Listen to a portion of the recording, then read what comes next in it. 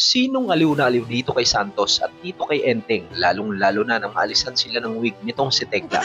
At ano nga kaya ang dahilan ng matinding galit nitong si Ricardo dito kay Rudy? Well mga kapamilya, isa na namang mas kaabang-abang na mga kaganapan na dapat nating abangan ngayong gabi sa Sigabo. Dahil sa ginawa nitong si Ricardo ay mas lalong tumindi ang galit nitong si Rudy na kung saan ay ginamit niya ang kanyang kapangyarihan para tuluyang mapaalis ang mga taong nakatira sa ginintoang lupa, kasama na ang ating mga bida, na kung saan itong si Ricardo nang muli niyang makita itong si Rudy ay mas lalong nag-alab ang galit nito at hindi siya makakapayag na basta-basta na lang sila mapaalis sa lugar na kanilang kinalakhan. At dahil nagtungo sa presinto itong si Rudy ay sandamakmak ang mga alagad ng batas na kanyang kasama. Ngunit sa kabila ng pagkatinag ng mga ito sa dami ng mga tao na galit dito sa pamilyang Jacinto at pati na rin sa mga alagad ng batas ay hindi pa rin naalis sa peligro, lalong-lalo na itong si Gabo dahil dumating itong si Django na kung saan ay agad niyang inasinta ito at nagulat na lamang ang lahat ng malingongaw ang putok ng baril, lalong-lalo na nang makita ni Gabo